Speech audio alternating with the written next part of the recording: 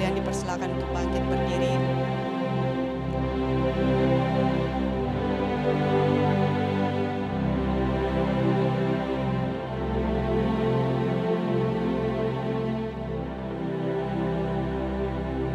Kita akan memulai ibadah kita di pagi hari ini. Dengan pertolongan kita adalah di dalam nama Tuhan yang menjadikan langit dan bumi. Kasih karunia menyertai kita dan damai sejahtera dari Allah Bapa kita dan dari Tuhan kita Yesus Kristus. Dan aku melihat seorang malaikat lain terbang di tengah-tengah langit, dan padanya ada Injil yang kekal untuk diberitakannya kepada mereka yang diam di atas bumi, dan kepada semua bangsa dan suku dan bahasa dan kaum. Dan ia berseru dengan suara nyaring, takutlah akan Allah dan muliakanlah Dia, karena telah tiba saat penghakimannya, dan sembahlah Dia yang telah menjadikan langit dan bumi dan laut dan semua mata air. Mari di pagi hari ini kita datang dengan penuh ucapan syukur dan sukacita kepada Tuhan kita, Sang Penebus kita. Puji Tuhan, Allah penebusku.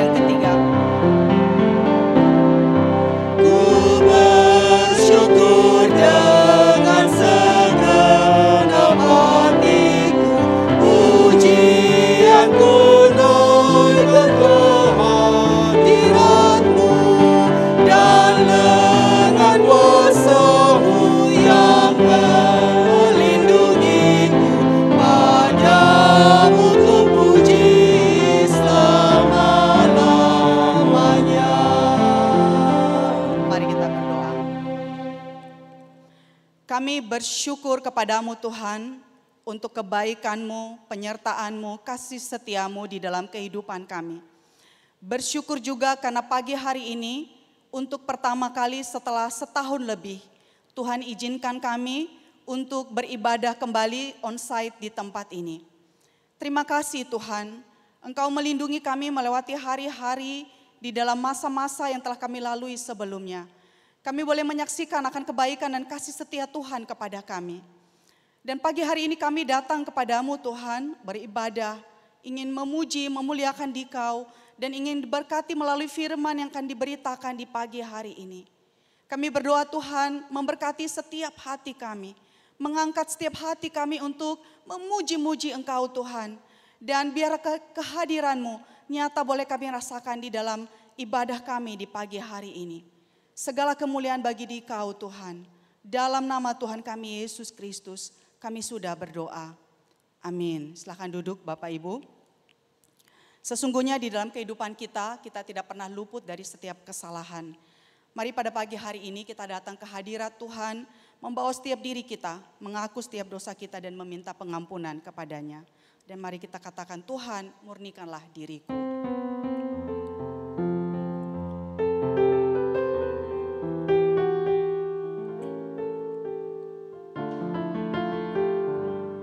Katakan, Tuhan, ku datang tertunduk malu.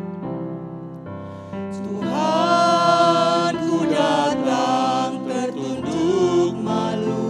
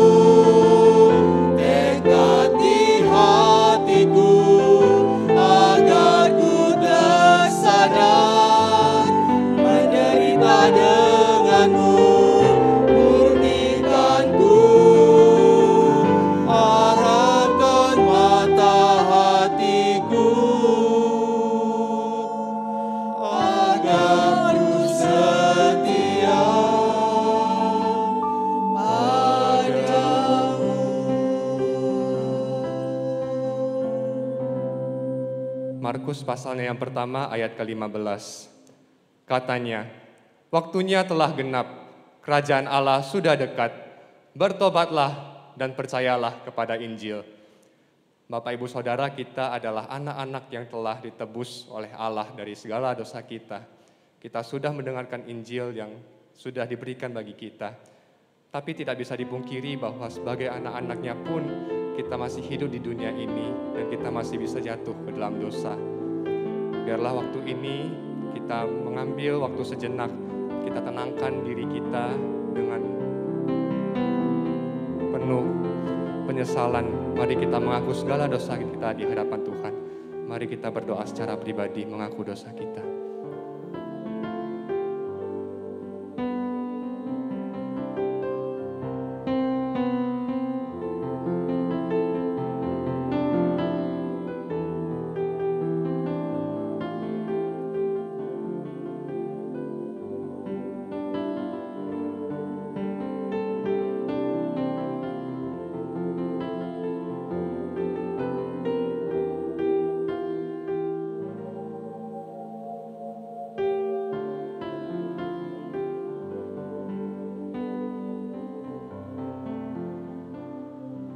Bapa, kami menyadari siapakah diri kami di hadapan Tuhan. Ketika kami melihat Engkau sebagai Allah yang begitu besar dan berkuasa, kami melihat diri kami adalah ciptaan Tuhan yang begitu kecil, lemah, dan berdosa. Bapa, saat ini kami datang, kami memohon ampun atas segala dosa yang kami lakukan sampai hari ini. Bapa, ajarlah kami untuk selalu mau hidup sesuai dengan kebenaran firman-Mu. Dan kami juga punya kerinduan untuk mau selalu hidup berdasarkan firman-Mu ya Bapa. Biarlah Engkau yang memimpin setiap kami dan setiap kami juga mau terus dipimpin oleh Engkau. Inilah doa kami ya Tuhan. Di dalam nama Tuhan Yesus kami berdoa dan bersyukur. Amin. Dengan tetap bangkit berdiri, mari kita menyatakan iman kita melalui pengakuan iman rasuli. Pengakuan iman rasuli. Aku percaya kepada Allah, Bapa yang Maha Kuasa, Khalik langit dan bumi, dan kepada Yesus Kristus anaknya yang tunggal Tuhan kita, yang dikandung dari Roh Kudus, lahir dari anak darah Maria, yang menderita sengsara di bawah pemerintahan Pontius Pilatus, disalibkan, mati dan dikuburkan, turun ke dalam kerajaan maut. Pada hari yang ketiga, bangkit pula dari antara orang mati, naik ke surga, duduk di sebelah kanan Allah, Bapa yang Maha Kuasa. Dan dari sana ia akan datang untuk menghakimi orang yang hidup dan yang mati. Aku percaya kepada Roh Kudus, gereja yang kudus dan am, persekutuan orang kudus, pengampunan dosa, kebangkitan tubuh, dan hidup yang kekal. Amin. Bapak Ibu Saudara dipersilakan duduk kembali. Mari kita siapkan hati kita untuk mendengarkan firman-Nya di pagi hari ini.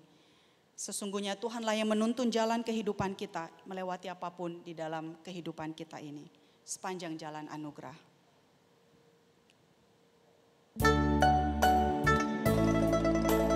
Mari kita minta Tuhan yang menuntun langkah-langkah kehidupan kita ini. Dimanapun kita berada, suka dan duka yang kita alami. Kaulah Tuhanku, penuntun hidupku.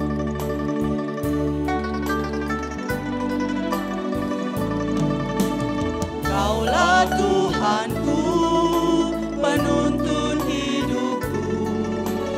Di gunung, di lembah, menyertai selalu. Di lautan manusia, Kau mengenaliku. Janji-Mu tak berubah, berkanu di hidupku. Setiap langkahku ada anugerah-Mu, tangan kasih-Mu pandu di hidupku. Setiap langkahku ada pengharapan, tangan kasih-Mu tuntun sepanjang hidupku.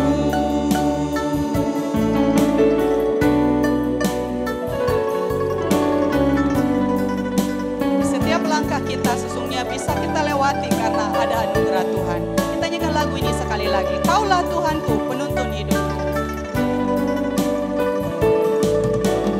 Kaulah Tuhanku, penuntun hidupku. Di gunung, di lembah, menyertai selalu. Di lautan manusia, Kau mengenaliku.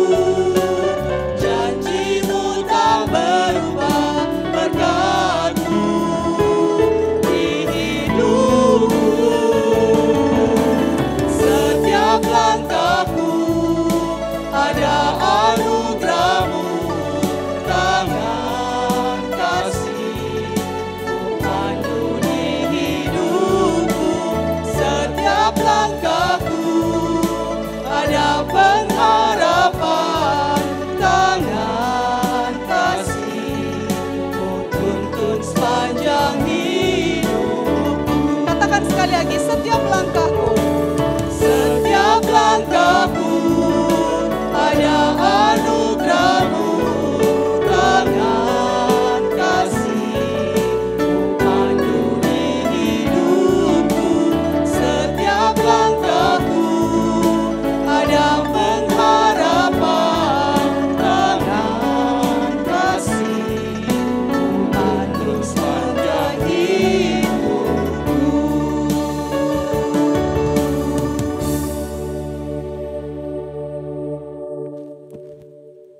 Mari Bapak Ibu yang dikasihi Tuhan, kita masuk di dalam doa. Sungguh kami mengucap syukur Tuhan, boleh melihat anugerah-Mu. 1 tahun lebih Tuhan, kami harus beribadah di rumah masing-masing.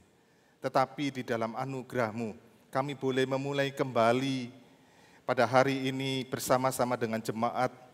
Kami boleh beribadah kembali di gedung gereja ini. Kami sungguh mengucap syukur untuk kesempatan kami boleh bertatap muka. Kami boleh saling menyapa satu dengan yang lain. Kami sudah begitu merindukan di dalam perjumpaan satu dengan yang lain, dan di dalam anugerah-Mu kami boleh mengalaminya kembali Tuhan. Yang menyadarkan kami betapa indahnya kesempatan jikalau kami boleh berjumpa dengan saudara-saudara seiman. Biarlah pada pagi hari ini juga Engkau menyapa kami kembali dengan kebenaran firman-Mu Tuhan. Biarlah firman-Mu itu yang boleh berbicara kepada setiap kami, yang membentuk pikiran hati kami, yang membentuk kehidupan dan karakter kami. Karena itu Tuhan, pimpinlah setiap kami. Kami berdoa di dalam nama-Mu Tuhan kami, Yesus Kristus, Tuhan yang hidup. Amin. Selamat pagi Bapak Ibu yang dikasihi Tuhan. Saya senang sekali hari ini karena kita bisa berjumpa secara tatap muka. Kalau selama ini saya pimpin khotbah ya, itu yang dilihat cuma kamera. Kadang-kadang merasa aneh ya Bapak Ibu, nggak lihat orang, cuma lihat kamera begitu ya. Tetapi pagi hari ini kita boleh bersama-sama kembali bertatap muka ya. Pagi hari ini saya mengajak kita melihat dari satu bagian firman Tuhan. Saya mengajak kita melihat dari Efesus pasal yang pertama. Efesus pasal yang pertama, ayat yang ketiga sampai ayat yang ke-14. Efesus pasal yang pertama, ayat ketiga sampai ayat ke-14. Ini sebuah rangkaian tulisan atau semacam puisi yang begitu indah. Kalau bukan dikatakan puisi, ini sebuah unik sekali, sebuah prosa yang kalau kita mengerti di dalam bahasa Yunani-nya, itu tidak ada titik, tidak ada koma. Itu menjadi sebuah rangkaian tulisan yang terus menyambung, tidak berhenti. Ya. Jadi sebenarnya secara sastra ini sangat indah sekali. Maka dikatakan di dalam Efesus pasal 1 ayat 13-14, terpujilah Allah dan Bapa Tuhan kita Yesus Kristus, yang dalam Kristus telah mengaruniakan kepada kita segala berkat rohani di dalam surga. Sebab di dalam Dia Allah telah memilih kita sebelum dunia dijadikan, supaya kita kudus dan tak bercacat di hadapannya. Dalam kasih Ia telah menentukan kita dari semula oleh Yesus Kristus untuk menjadi anak-anak-Nya, sesuai dengan kerelaan kehendak-Nya, supaya terpujilah kasih karunia-Nya yang mulia, yang dikaruniakannya kepada kita di dalam Dia yang dikasihinya. Sebab di dalam Dia dan oleh darahnya kita beroleh penebusan, yaitu pengampunan dosa menurut kekayaan kasih karunia-Nya yang dilimpahkannya kepada kita dalam segala hikmat dan pengertian. Sebab Ia telah menyatakan rahasia kehendak-Nya kepada kita sesuai dengan rencana kerelaannya, yaitu rencana kerelaan yang dari semula telah ditetapkannya di dalam Kristus sebagai persiapan kegenapan waktu untuk mempersatukan di dalam Kristus sebagai kepala segala sesuatu, baik yang di surga maupun yang di bumi. Aku katakan di dalam Kristus, karena di dalam Dialah kami mendapat bagian yang dijanjikan, kami yang dari semula ditentukan untuk menerima bagian itu sesuai dengan maksud Allah yang di dalam segala sesuatu bekerja menurut kerelaan kehendak-Nya, supaya kami yang sebelumnya telah menaruh harapan pada Kristus boleh menjadi puji-pujian bagi kemuliaan-Nya di dalam Dia. Kamu juga, karena kamu telah mendengar firman kebenaran, yaitu Injil keselamatanmu, di dalam Dia kamu juga ketika kamu percaya dimeteraikan dengan Roh Kudus yang dijanjikannya itu. Dan Roh Kudus itu adalah jaminan bagian kita sampai kita memperoleh seluruhnya, yaitu penebusan yang menjadikan milik kita Allah untuk memuji kemuliaan-Nya. Maka Bapak Ibu yang dikasihi Tuhan, bagian Efesus pasal 1 ayat 13 sampai 14 ini menjelaskan sebenarnya secara garis besar tentang arti dari Injil, ya. Maka tema kita pada pagi hari ini kita berbicara satu tema yang penting, yaitu Injil. Nah, Bapak Ibu begitu mendengar kata Injil, seringkali apa yang ada di dalam benak kita? Maka seringkali jujur yang terpikir di dalam pikiran kita adalah bidang penginjilan, atau cuma salah satu bagian dalam pelayanan di gereja. Maka seakan-akan kemudian kita melihat bahwa Injil itu terpisah dari kehidupan kita orang percaya, terpisah dari keseluruhan kehidupan kita, dan terpisah dari keseluruhan gereja. Maka kalau kita mendengar Injil, oh itu tugasnya siapa? Muse Cuantau, betul nggak? Oh itu tugasnya apa? Pengurus bidang penginjilan. Ya. Dan berbicara Injil dalam hidup kita itu seakan-akan nggak ada kaitannya dengan kehidupan kita. Paling kita dihubungkan dengan apa? Ya saya harus memberitakan Injil, betul nggak? Cuma bagian kecil dari hidup kita. Maka kita berpikir tentang Injil itu begitu sempit, Bapak Ibu yang dikasihi Tuhan. Nah, pagi hari ini kita akan belajar dari Efesus pasal 1 ini, ayat 3 sampai 14 ini, tentang pemahaman kita yang utuh apa itu Injil. Ya, kita akan melihat pertama kali, yaitu apakah Injil. Maka ada 3 hal yang penting sekali yang ditekankan di dalam Efesus pasal pertama, ayat 3 sampai 14. Yang pertama, Injil adalah anugerah keselamatan Allah. Maka kalau kita pahami bahwa keselamatan itu bukan perbuatan baik kita. Keselamatan itu bukan hasil usaha kita. Tidak ada satu tetes pun kebaikan manusia yang sanggup membawa kita untuk bisa diselamatkan. Karena itu Allah Bapa sejak Dia dari kekekalan, sebelum manusia diciptakan, maka Bapa itu sudah menentukan kita untuk diselamatkan. Bapak tahu waktu Bapak merencanakan untuk menciptakan manusia yang diciptakan di dalam kehendak bebasnya, di dalam kemahatauan Allah, Allah itu tahu manusia itu pasti jatuh di dalam dosa. Bukan karena Allah yang membuat manusia jatuh dalam dosa, tetapi karena Allah tahu bahwa manusia di dalam kehendak bebasnya, manusia memilih untuk berdosa. Dan di dalam keberdosaan manusia itu, manusia terus-menerus melawan Allah. Manusia yang berdosa tidak mampu berelasi dengan Allah. Manusia yang berdosa itu tidak mampu percaya kepada Allah. Maka manusia itu selalu mencari Allah menurut pikiran mereka sendiri. Karena itu kita melihat, Efesus itu begitu indah berkata apa?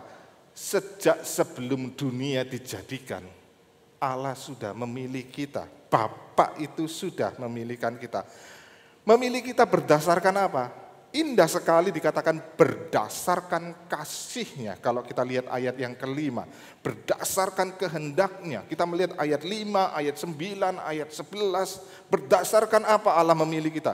Berdasarkan anugerahnya. Ayat yang ketujuh. Berdasarkan apa? Hikmatnya. Dan itu ayat 8. Berdasarkan apa? Rencananya. Maka jelas sekali.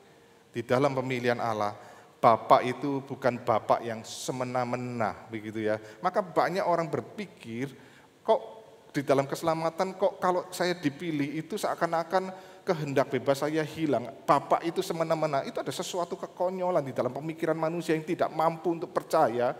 Waktu diberikan anugerah, manusia itu kemudian berkata, itu bukan anugerah, itu hasil usahaku. Maka banyak orang setelah percaya kepada Kristus, selalu mengandalkan kepada kekuatan diri, dan pada akhirnya tidak mampu menjalani kehidupan kekristenan. Selalu hidup di dalam ketakutan, nanti jangan-jangan keselamatanku bisa hilang dan sebagainya. Karena apa? Selalu tidak bisa melihat anugerah, sulit untuk mengampuni.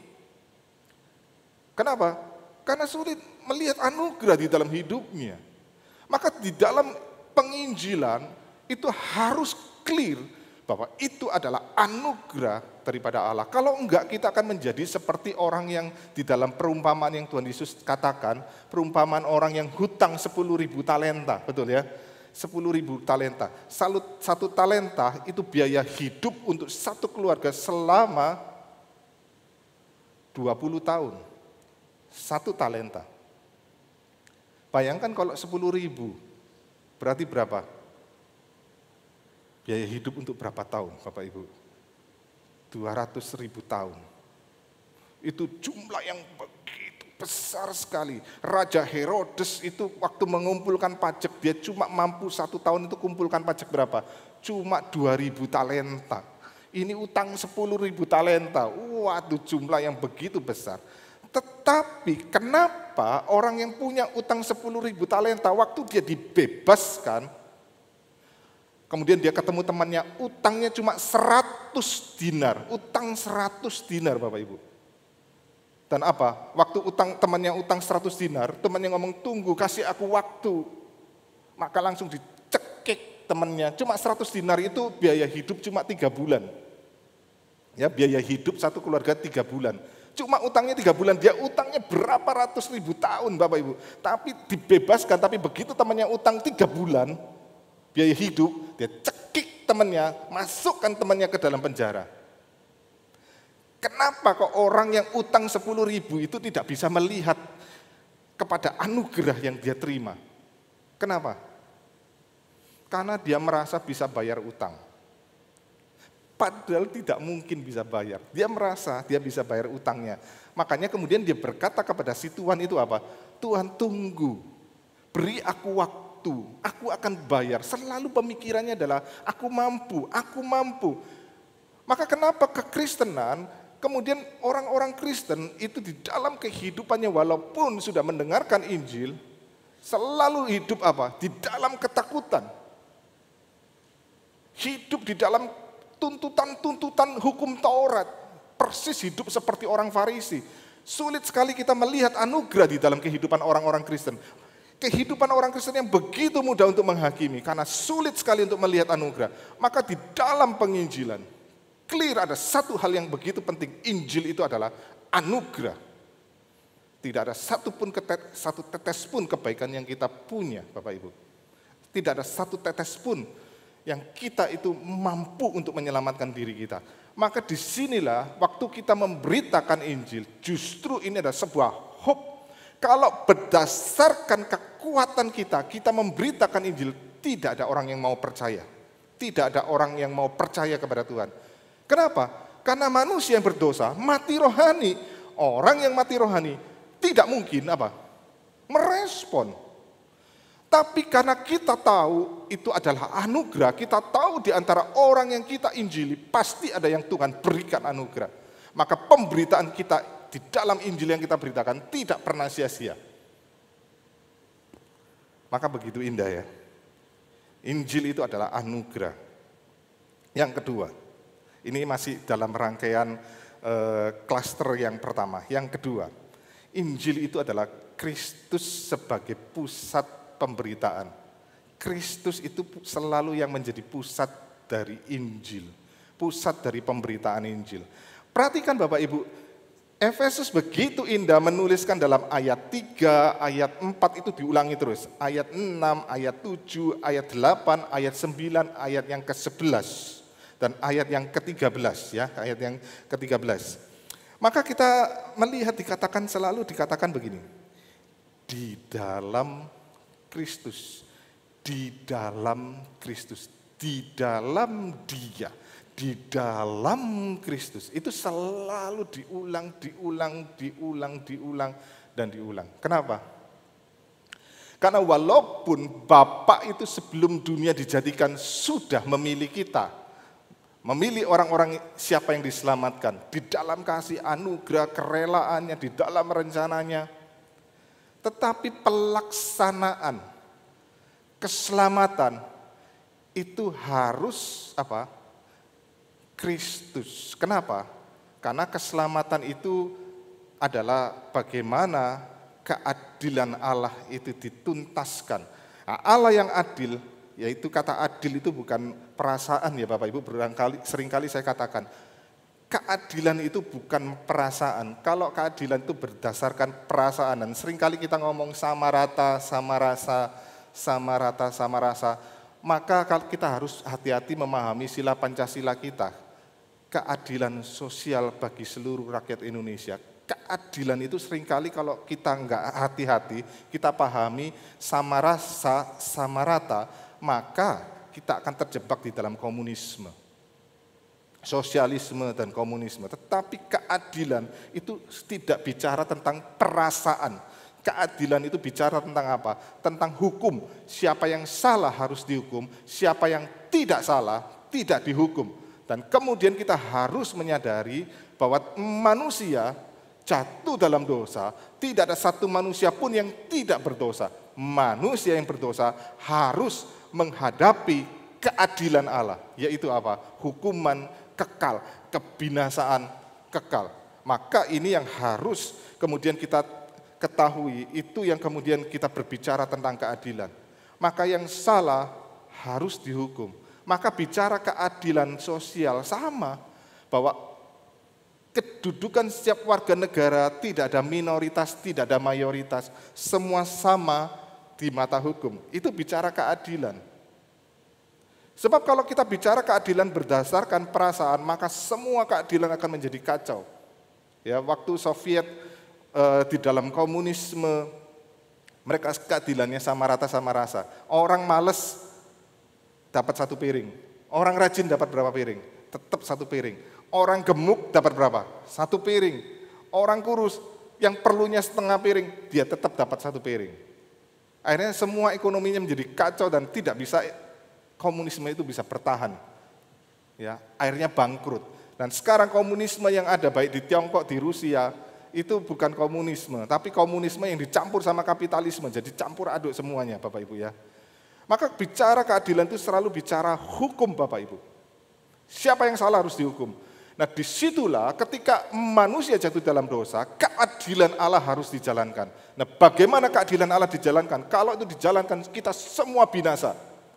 Tapi kalau kemudian Allah di dalam kasih-Nya memilih kita untuk diselamatkan,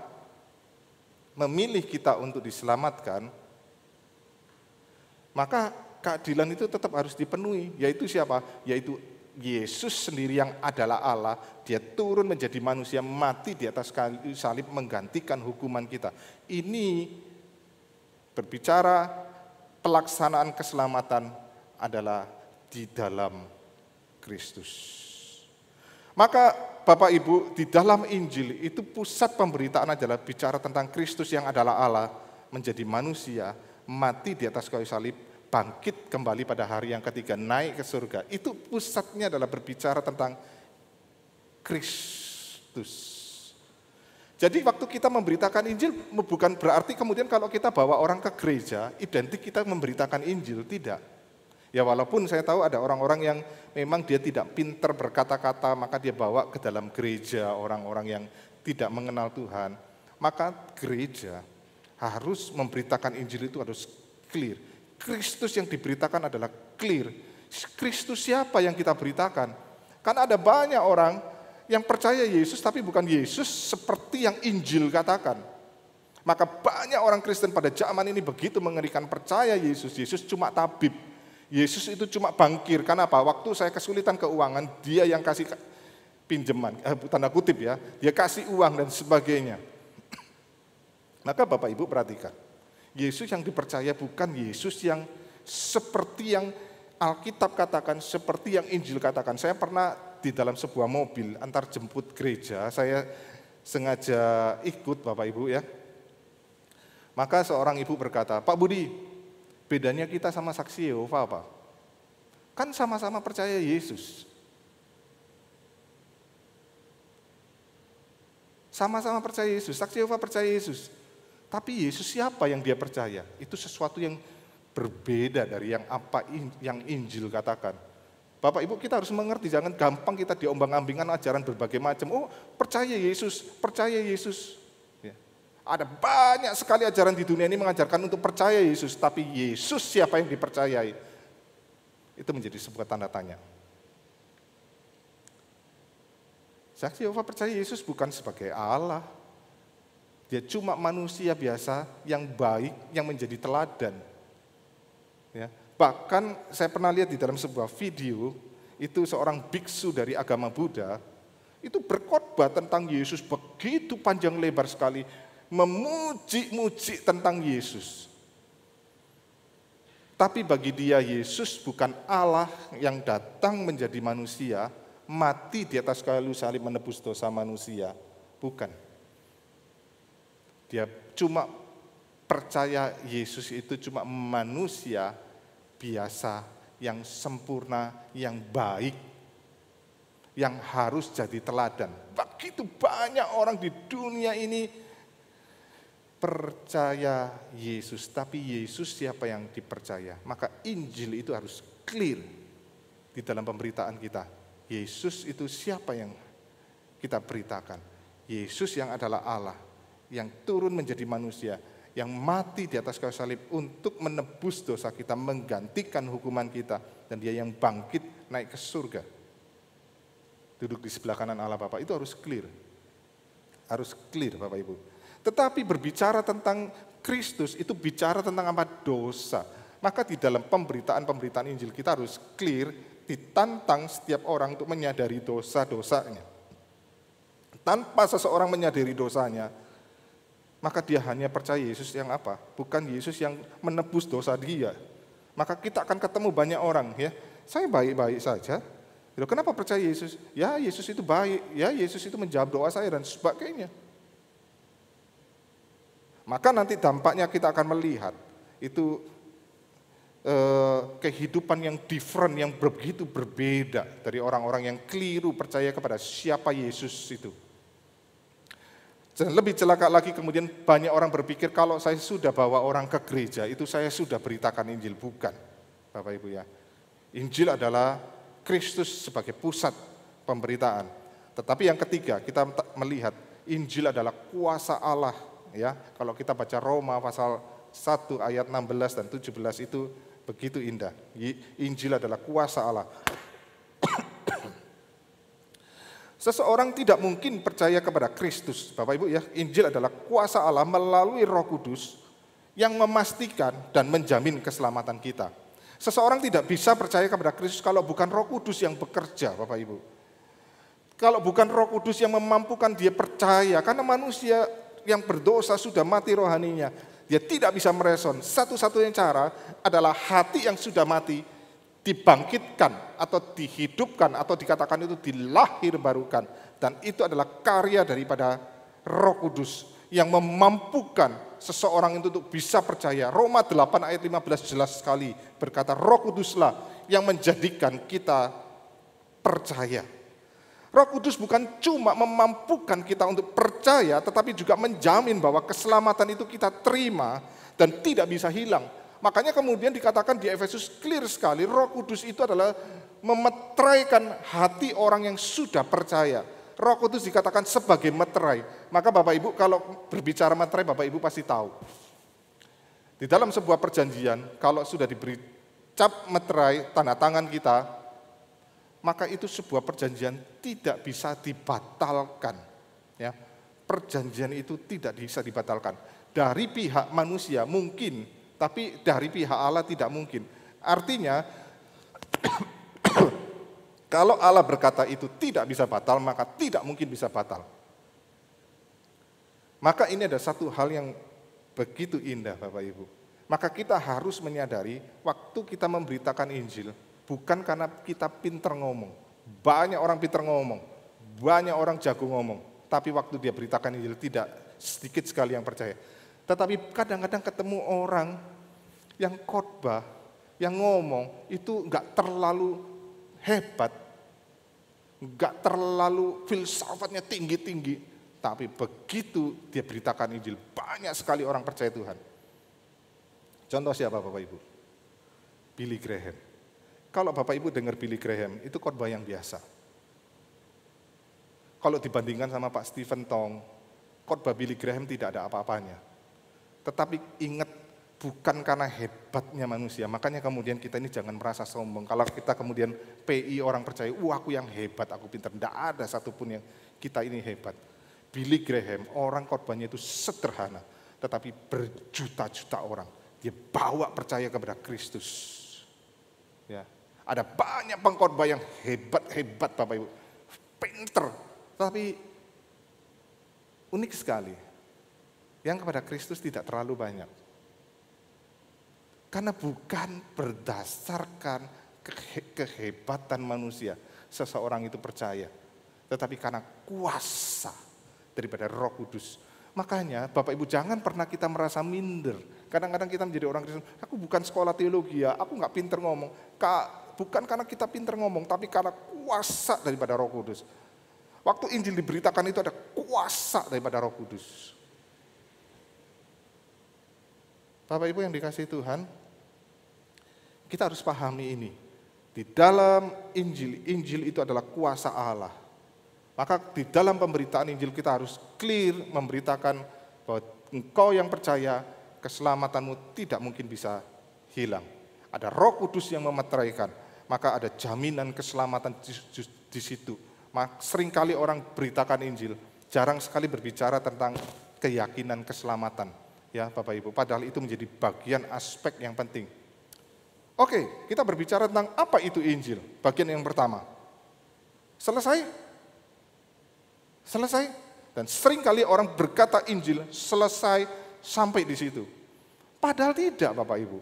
Injil itu tidak selesai. Maka kalau kita baca Efesus pasal 1 ini, semua itu terangkai menjadi satu, menjalin begitu erat, saling menjalin satu dengan yang lain, tidak terpisahkan, yaitu apa?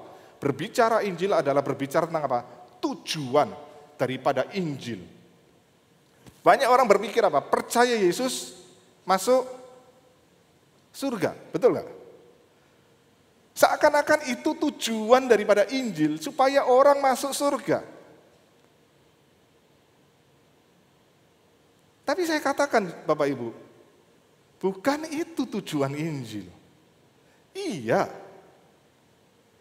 masuk surga bukan tujuan, masuk surga adalah akibat kita percaya kepada Injil.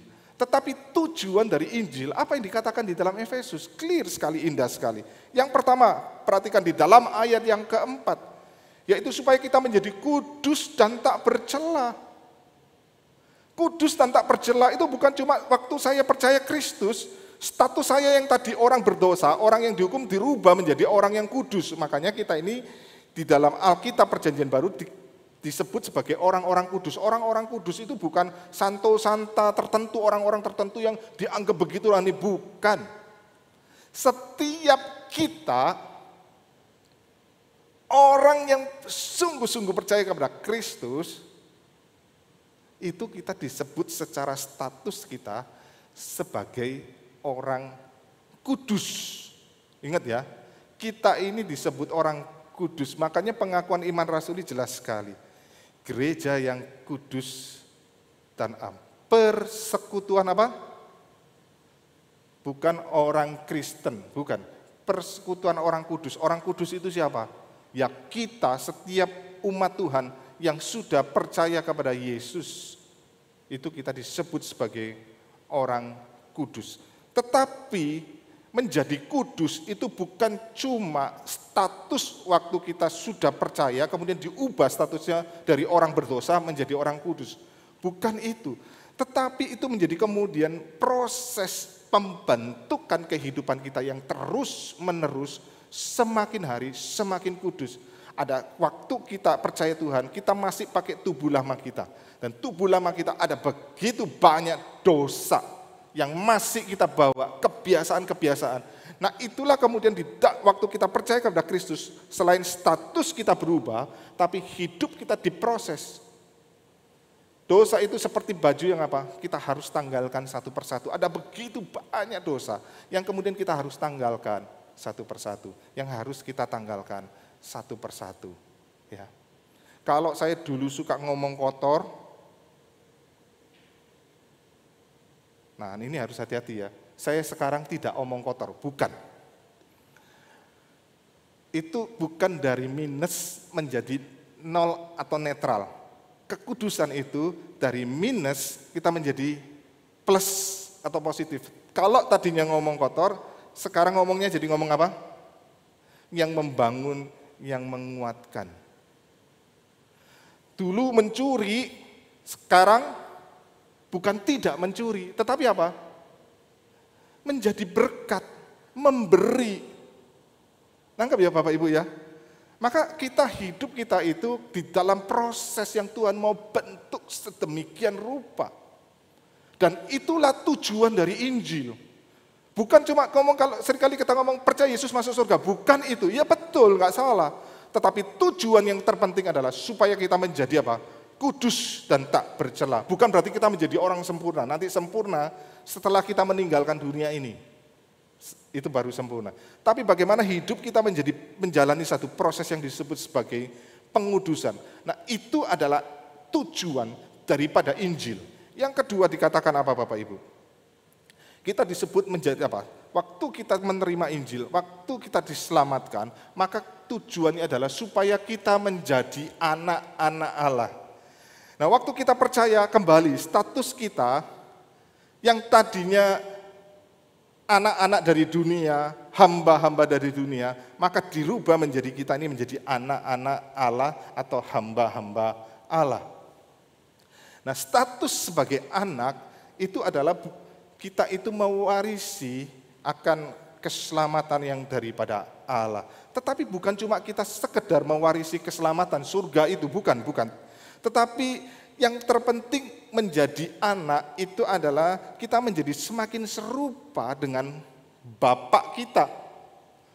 Maka di dalam perjanjian baru clear sekali, tujuan kita adalah supaya apa? Kita menjadi semakin serupa dengan Allah atau menjadi semakin serupa dengan Kristus. Ini dikembalikan kepada tujuan ketika manusia pertama kali diciptakan, yaitu Adam dan Hawa, yaitu menjadi apa? Gambar dan rupa Allah. Maka di dalam perjanjian baru keselamatan itu gambar dan rupa yang sudah rusak itu dipulihkan. Ya. Hidup kita adalah hidup yang semakin serupa dengan Tuhan. Ya.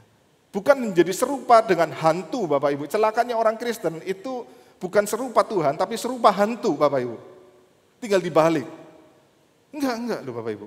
Kita ini harus menjadi semakin serupa dengan Bapak. Maka Bapak Ibu yang sudah punya anak pasti tahu. Kita mengenali anak-anak dari jemaat biasanya tahu begini, oh ini anaknya siapa? Oh ini anaknya ini. Oh itu anaknya itu, ya. Taunya dari mana? Taunya dari mana? Mirip dengan papanya atau mirip dengan mamanya. Betul nggak Bapak Ibu? Ya, saya itu kalau telepon istri saya, terus dia punya adik, terus mama, itu suaranya mirip. Kadang-kadang saya bisa salah. Saya pikir itu istri saya, itu bukan istri saya padahal. Kenapa? Mirip warna suaranya, nadanya mirip. Betul nggak? Wajahnya mungkin juga kalau kita lihat, ini anaknya siapa ini? Jemaat siapa? Kenapa? Wajahnya mirip, Bapak Ibu. Pasti ada kemirip. Kalau nggak mirip fisiknya, mirip apa? Tingkah lakunya, betul nggak? Ya, saya pernah lihat foto saya waktu anak saya masih kecil, anak laki-laki saya masih kecil. Saya itu di foto, waktu itu saya begini, jalan begitu ya. Anak saya juga begitu loh, persis banget sama saya, Bapak Ibu. Pasti ada kemiripan. Nah, hidup kita menerima Injil, hidup kita di dalam Injil, untuk apa? Supaya kita menjadi anak-anak Allah. Hidup kita ini mirip dengan Bapa, mirip dengan Tuhan. Bukan mirip dengan dunia ini. Di dalam perkataan kita, di dalam perilaku kita, di dalam nilai-nilai kita, itu harus mirip dengan Tuhan. Bukan mirip dengan dunia ini.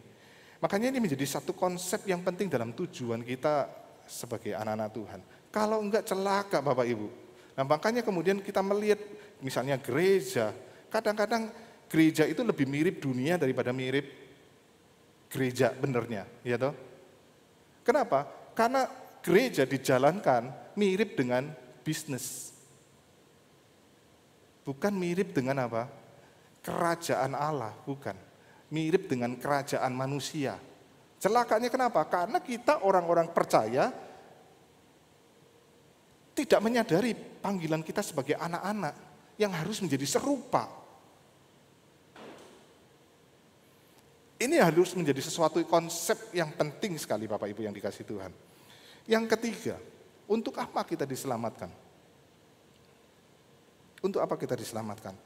Ayat 6 dan ayat 14 clear sekali berkata apa? Supaya kita menjadi puji-pujian dan kemuliaan baginya. Menjadi kemuliaannya, kemuliaan Tuhan. Maka hidup kita dipanggil untuk menjadi hidup yang memuliakan Tuhan. Ini panggilan kita. Jadi Bapak Ibu, kalau kita baca Efesus, itu bicara tentang hidup di dalam kekinian. Bagaimana hidup kita menjadi sebuah proses. Setelah kita percaya dan tujuan kita percaya, tujuan Injil itu adalah hidup yang memuliakan Tuhan. Bukan memuliakan diri, bukan. Memuliakan Tuhan. Dan celakanya hidup kita ini, hidup yang seringkali memuliakan diri kita sendiri. Maka ini menjadi sebuah tantangan tersendiri. Hidup kita yang diselamatkan harus hidup di dalam ucapan syukur. Dan ucapan syukur itu melahirkan bibir, perkataan, hati yang mau memuliakan Dia. Ini panggilan kita loh Bapak Ibu. Hidup kita ini memuliakan siapa? Ya. Memuliakan siapa? Jangan-jangan iblis yang dimuliakan. Karena apa? Kita jadi serupa dengan iblis, bukan serupa dengan Tuhan. Yang keempat, dipersatukan dengan Kristus.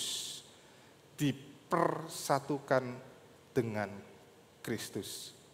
Bapak Ibu, waktu kita percaya, kita itu dipersatukan dengan Kristus. Nah nanti waktu kita terima perjamuan itu mengingatkan kembali bahwa kita ini sudah dipersatukan dengan Kristus. Dipersatukan dengan Kristus itu menggambarkan, kalau kita baca Efesus pasal 5 tentang suami dan istri, itu digambarkan seperti Kristus dengan jemaat. Jemaat itu sebenarnya adalah mempelai wanita, mempelai perempuan. Kristus adalah mempelai prianya. Suami dan istri itu digambarkan seperti itu. Kenapa? Ingin menggambarkan hubungan yang begitu intim, hubungan yang begitu dekat dengan Kristus. Maka hidup kita yang sudah diselamatkan itu dipersatukan dengan Kristus. Dan nanti puncaknya waktu apa? Nanti Yesus datang kedua kali. Itu puncaknya, itu kesatuan yang sempurna. Nanti itu akhir zaman juga sama. Nanti gambarannya apa? Mempelai perempuan, mempelai pria itu puncaknya waktu Yesus datang kedua kali. Kita ini adalah digambarkan relasi dengan Kristus adalah relasi yang intim. Tujuan kita diselamatkan supaya apa? Waktu manusia berdosa, relasi dengan Allah terpisah. Maka setelah kita percaya, relasi itu dipulihkan. Bukan cuma dipulihkan, tapi betul-betul adalah kesatuan dengan gambaran mempelai pria dan mempelai perempuan. Ada keintiman yang begitu dalam. Tetapi kata dipersatukan menunjukkan juga bahwa kita itu milik dari Kristus. Kita itu milik Kristus. Kalau berbicara milik, maka kita sebagai milik itu maka konteksnya berbicara tentang apa? Ketaatan, ya. Konteks ketaatan Bapak Ibu. Maka kita sebagai milik Kristus, kita belajar hidup kita dipanggil untuk apa? Untuk kita taat kepada rencana Allah, taat kepada kehendak Allah. Bukan kehendak kita, bukan rencana kita. Bukan berarti kita tidak boleh berencana, tetapi betul-betul kita belajar di dalam rencana-rencana kita mencari apakah betul ini rencana Allah atau bukan dalam hidupku. Adalah bicara tentang ketaatan demi ketaatan kita, bukan ketaatan kepada hukum Taurat, bukan. Tetapi ketaatan kepada rencana dan kehendak Dia. Ini panggilan, ini tujuan kita diselamatkan. Maka perhatikan Bapak Ibu yang dikasihi Tuhan. Injil itu bukan cuma berhenti saya percaya dan saya masuk surga, bukan loh. Injil itu adalah apa? Hidup saya menjadi apa? Itu. Hidup saya menjadi apa? Menjadi kudus. Hidup saya menjadi apa? Anak-anaknya. Hidup saya menjadi apa? Memuliakan Dia. Hidup saya menjadi apa? Hidup yang dalam ketaatan, hidup yang adalah milik Kristus. Maka Bapak Ibu kalau kita memahami Injil seperti ini yang Efesus 1 ayat 3 sampai 14 katakan, maka Injil bukan apa? Bukan bidang. Makanya kemudian kita harus mulai memikirkan ulang tentang bidang-bidang. Apakah benar? Karena Alkitab tidak mengajarkan kita dipenggal-penggal dalam bidang-bidang. Tetapi itu adalah seluruh kehidupan kita, Injil itu. Injil itu adalah seluruh pelayanan dalam gereja. Ya. Kalau enggak, kita cuma menghasilkan orang-orang Kristen yang percaya Yesus datang ke dalam gereja, tapi hidupnya tidak berubah. Karena kita tidak pernah menggarap Injil, yaitu apa? Supaya orang menjadi apa? Kudus, supaya orang menjadi anak-anak Allah. Hidupnya semakin serupa, supaya orang memuliakan Tuhan dalam kehidupannya. Supaya orang taat kepada rencana Allah. Itu tidak pernah disentuh.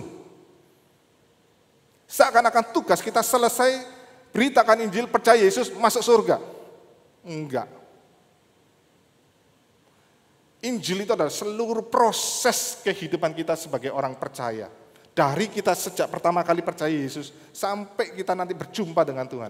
Ini proses seumur hidup, proses keseluruhan hidup kita. Maka itulah adalah Injil dan itu adalah seluruh pelayanan gereja. Kalau enggak Bapak Ibu, kita akan terjebak menghasilkan orang-orang Kristen percaya Yesus tapi hidupnya tidak mengalami perubahan.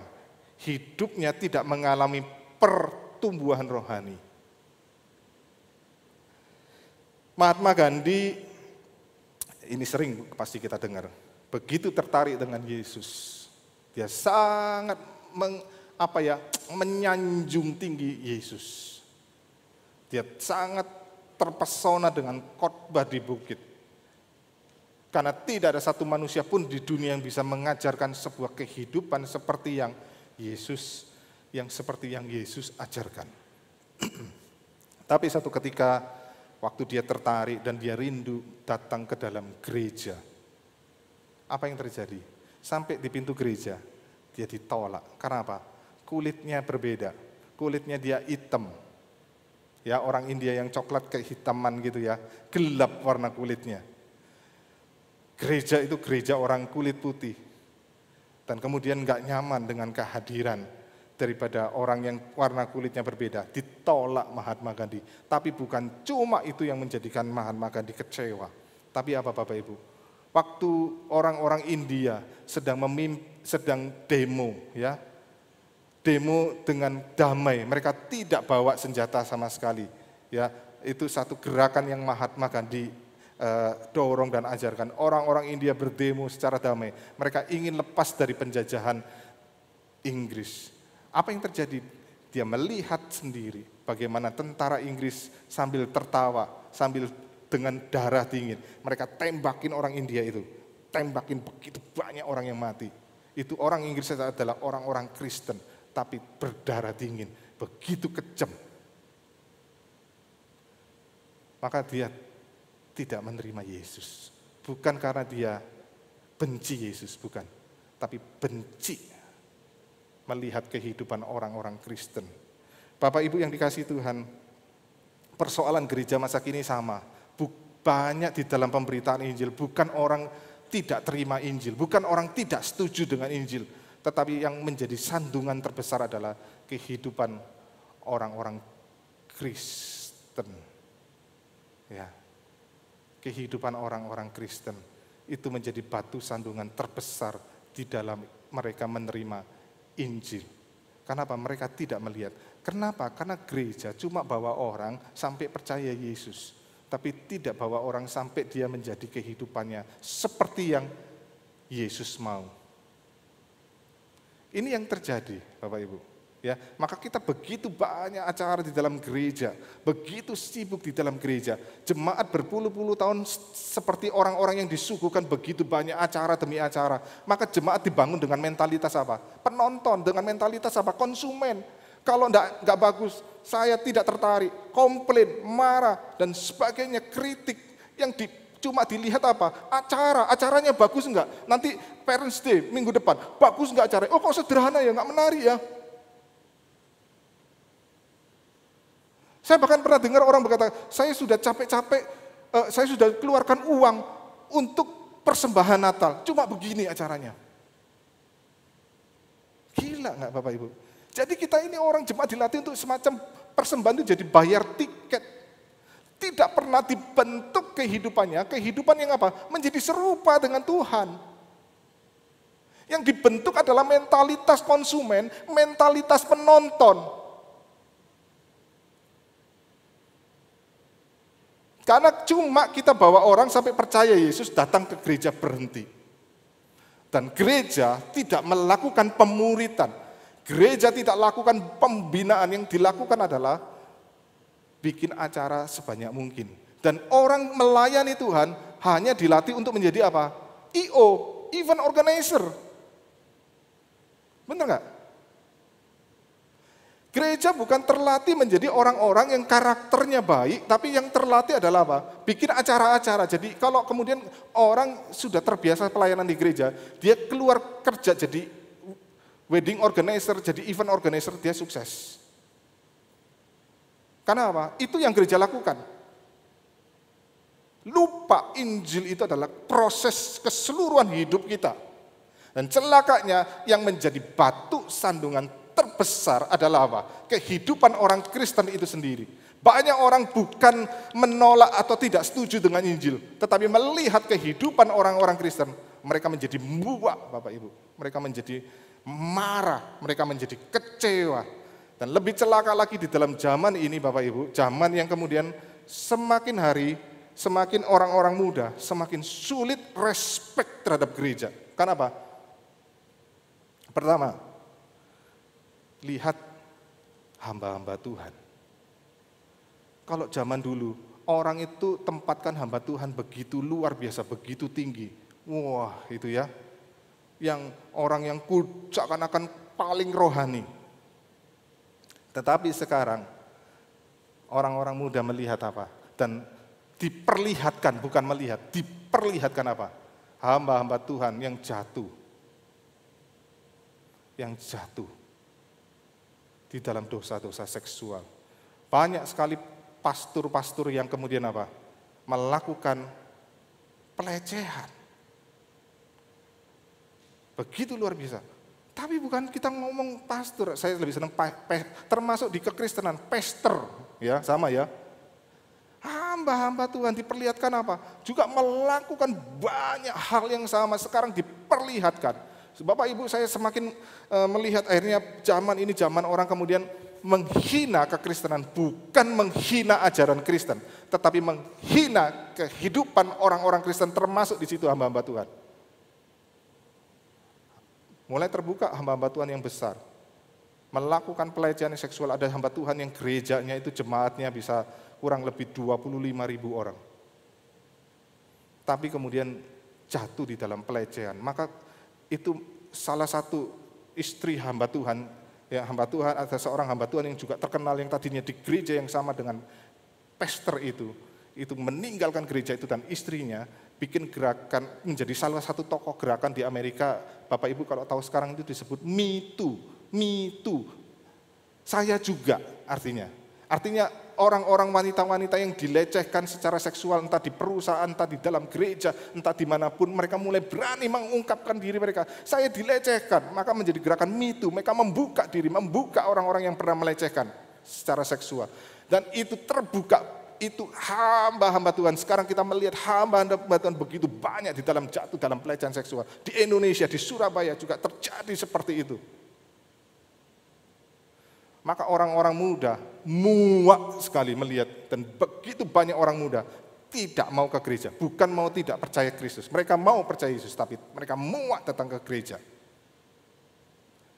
Bapak Ibu, saya membaca sebuah buku. Zaman dulu kalau pendeta saya ngajak anak, ayo kita pergi retreat, orang tua akan senang, serahkan. Tapi sekarang pendeta-pendeta ngajak, ayo retreat, takut, karena sudah begitu banyak kerusakan yang terjadi. Bukan cuma itu Bapak Ibu, ada hamba Tuhan yang dikeluarkan dari gereja karena tidak sanggup menahan emosinya. Pendeta yang suka marah, kalau marah tidak terkendali. Ya. Ada yang apa? Yang jatuh di dalam keuangan. Ada yang jatuh di dalam banyak hal dosa-dosa, pornografi dan sebagainya.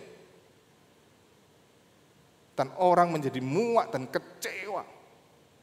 Tapi bukan cuma hamba-hamba Tuhan, secara kita itu diperlihatkan dan Allah itu jujur sengaja membiarkan itu terkuak. Kadang-kadang kita takut, kok memalukan dan sebagainya. Memang memalukan. Alkitab juga terbuka belak-belakan. Daud yang berzina, Tuhan buka semua kelemahannya. Jemaat kehidupan kekristenan yang kemudian juga tidak mencerminkan Injil itu, Bapak Ibu. Kehidupan yang kemudian menjadi batu sandungan. Dan kadang-kadang saya begitu miris melihat kehidupan orang-orang di dalam gereja. Sempat satu waktu di dalam pelayanan saya akan ngomong begini, nanti kalau ada orang, jemaat baru datang ke gereja, saya akan ngomong begini, dan saya lakukan. Kamu siap nggak menjadi anggota gereja di sini kalau masuk gereja? Pikir baik-baik, gereja ini lebih banyak setannya daripada malaikatnya. Saya pernah mengalami kekecewaan sampai satu tahap, sampai seperti itu. Pikirkan baik-baik kalau kamu mau masuk gereja. Gereja lebih banyak setannya daripada malaikatnya. Bapak Ibu, ini sebuah realita. Bukan saya ngomong gini saya lebih baik dari Bapak Ibu, enggak. Tapi ini menjadi sebuah refleksi bagi kita. Kita ini ngomong Injil, tapi kita pahami enggak Injil? Seringkali kita memahaminya begitu sempit. Padahal Injil adalah seluruh proses kehidupan. Seluruh proses kehidupan baik di dalam kehidupan pribadi maupun kehidupan di dalam gereja, di dalam pelayanan. Maka ini sebuah panggilan bahwa Tuhan mau menyelamatkan seseorang, bukan cuma sekedar masuk surga. Tapi bagaimana hidupnya, hidup yang memuliakan Tuhan, hidup yang serupa Tuhan, hidup yang memancarkan kekudusan, hidup yang apa? Hidup yang kemudian kita lihat taat kepada kehendak Tuhan. Ini yang Tuhan mau. Maka saya merindukan pagi hari ini, waktu kita pahami tentang Injil, kita memahami dengan utuh dan benar. Mari kita tundukkan kepala, kita berdoa. Biarlah firman-Mu yang berbicara kepada setiap kami Tuhan. Perkataan hamba-Mu terbatas dan penuh kekurangan. tetapi biarlah firman-Mu itu yang berbicara. Biarlah pada pagi hari ini kami dipanggil kembali untuk mengerti tentang Injil itu Tuhan. Biarlah Tuhan, Engkau tolong kami hidup, pusat kami adalah Injil. Karena Injil bukan cuma sampai orang percaya Yesus masuk surga, tapi Injil bagaimana kehidupan kami semakin hari semakin serupa dengan Engkau. Karena itu pimpinlah kami Tuhan sebagai umat-Mu. Kami menyadari panggilan kami ini. Kami betul-betul mengerjakan Injil itu dalam seluruh kehidupan kami. Kami mohon pimpinan-Mu Tuhan. Kami mohon pertolongan-Mu karena kami tahu kami juga lemah, kami rapuh. Tapi biarlah di dalam anugerah-Mu, di dalam kuasa-Mu, Engkau yang menolong kami dan Engkau pasti memberi pertolongan. Kami berdoa Tuhan, di dalam nama-Mu Tuhan kami Yesus Kristus, Tuhan yang hidup. Amin. Bapak Ibu yang dikasihi Tuhan, ada beberapa warta yang perlu kita perhatikan. Ya, kita mengucap syukur kita minggu pertama ini sudah mulai secara onsite dan minggu depan kita juga akan buka secara onsite ya Bapak Ibu. Kita buka secara onsite itu kebaktian umum 1 7.30 dan kebaktian umum yang ketiga yaitu Redeemer Service pukul 10 pagi. Bapak Ibu yang ingin ikut secara onsite dapat mendaftarkan, linknya Bapak Ibu bisa lihat di e-warta kita, nanti tinggal klik, nanti di situ Bapak Ibu daftar. Saya percaya Bapak Ibu yang hadir di sini sudah pasti tahu caranya ya. Juga Jemaat GKY Palopo juga minggu depan diadakan secara hybrid, maksudnya ya sebagian onsite, sebagian online, seperti kita juga kan, sebagian onsite dan sebagian online. Mohon Jemaat GKY Palopo dapat memperhatikan dan selama bulan Mei itu akan membahas dari Kisah Para Rasul, berbicara tentang Roh Kudus ya Bapak Ibu. GKY Palopo mohon dapat memperhatikan hal ini. Bapak Ibu, kebaktian doa kita adakan Rabu depan 19.30. Kita masih secara live streaming, Bapak Ibu dapat mengikutinya di channel YouTube GKY Makassar. Ya. Hari ini ada rapat pleno majelis pukul 1 siang di ruang serbaguna. Ya, mohon untuk majelis yang lama maupun majelis yang baru terpilih untuk dapat menghadirinya. Bapak Ibu dapat juga melihat nama-namanya itu di dalam e-warta Bapak Ibu, nama-nama majelis yang sudah terpilih. Kemudian Bapak Ibu untuk kebaktian kenaikan Tuhan Yesus kita adakan hari Kamis tanggal 13 Mei. Hari Kamis 13 Mei pukul 10 pagi ya, pukul 10 pagi kita ada kebaktian kenaikan Tuhan Yesus, juga kita adakan secara onsite seperti sekarang ini. Telah berpulang ke rumah Bapak di surga Ibu Liong Koh Hian ya, 89 tahun pada hari Sabtu 24 April lalu. Almarhumah sudah dikebumikan pada hari Minggu 25 April ya. Ibu Liong Koh Hian ini adalah mama dari Bapak Onyan ya Bapak Ibu. Kami mewakili segenap Jemaat GKY Makassar mengucapkan turut berduka cita untuk keluarga yang ditinggalkan. Kita akan menyaksikan video tentang ibadah kita yang secara onsite ya, mungkin ada hal-hal yang perlu Bapak Ibu juga perhatikan di situ. Shalom jemaat yang dikasihi Tuhan. Tidak terasa sudah 1 tahun lamanya kita beribadah online di rumah kita masing-masing. Dan hanya karena pertolongan dan kebaikan Tuhan, mulai minggu ini gereja kita sudah kembali dibuka untuk umum dan setiap kita boleh dapat hadir beribadah langsung di rumah Tuhan bersama-sama. Mari Bapak Ibu yang selama ini rindu untuk beribadah di rumah Tuhan, mari pastikan bahwa setiap kita memenuhi persyaratan yang telah ditentukan oleh tim reopening gereja kita. Mari kita perhatikan beberapa poin penting berikut ini dalam mengikuti ibadah onsite di gereja kita.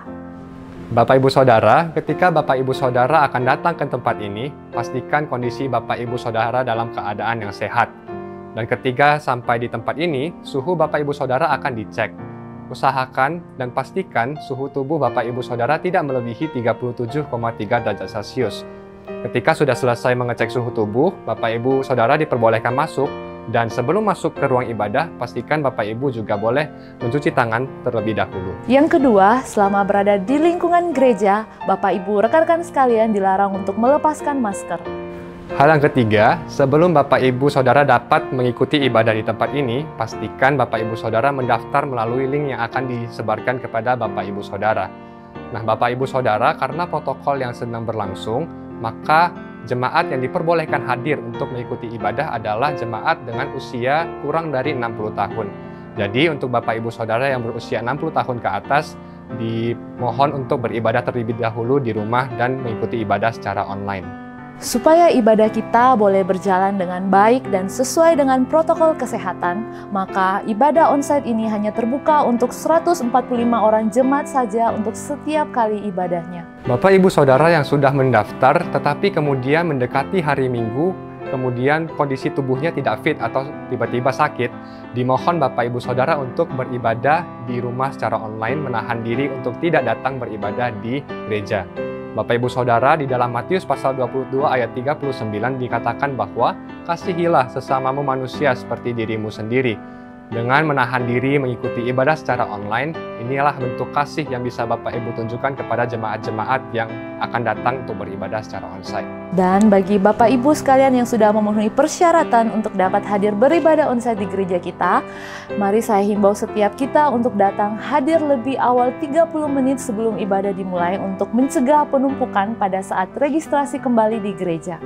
Bapak Ibu Saudara, demikianlah poin-poin yang perlu diperhatikan sebelum mengikuti ibadah secara onsite. Pastikan Bapak Ibu Saudara dalam kondisi yang sehat. Sampai bertemu, Tuhan Yesus memberkati.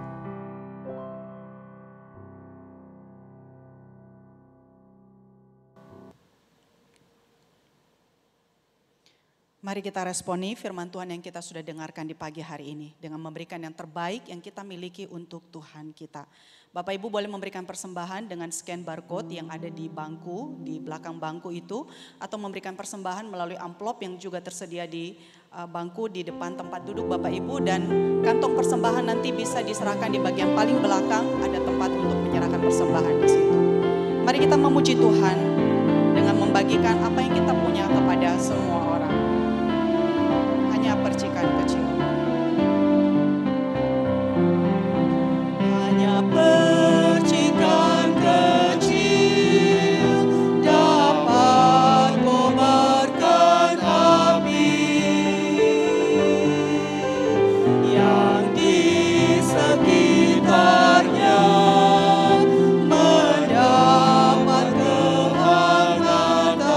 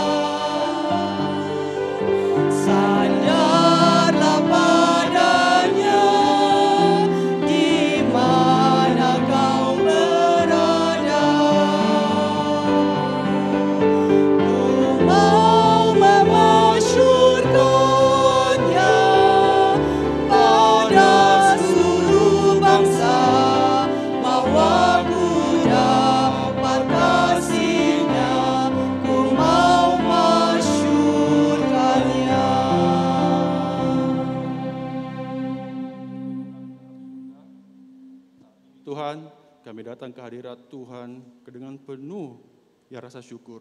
Dan saat ini kami sudah memberikan yang terbaik bagi Tuhan. Kami tahu Tuhan, apa yang kami beri semuanya berasal yang daripada Tuhan. Terima kasih Tuhan. Hanya dalam nama Tuhan Yesus, anak-Mu sudah berdoa. Amin. Amin. Tetap bangkit berdiri, mari kita kembalikan segala kemuliaan bagi Allah Tritunggal. Doksologi.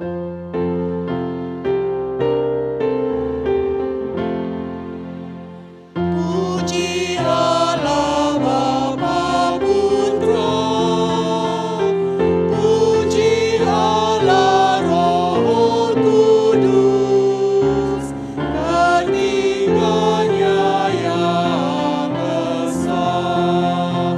Pohon selamat sumber berkat. Amin.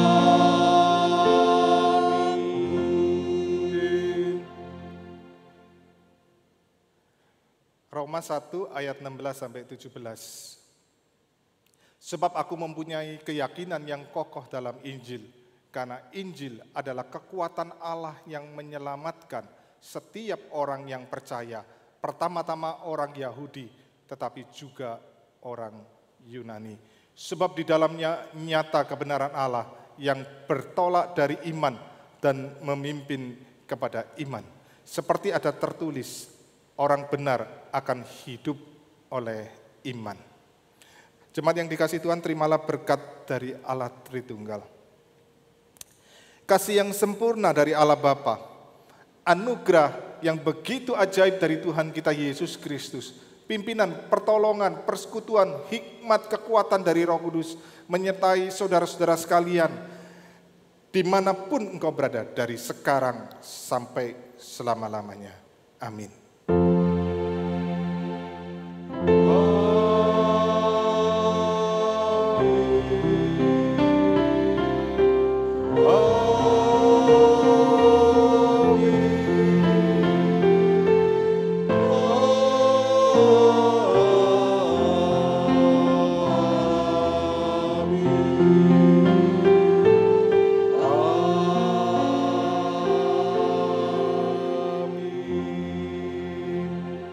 Bapak Ibu dipersilakan duduk, saat teduh kebaktian kita selesai. Bagi jemaat yang belum menyelesaikan persembahan, dapat menyelesaikannya.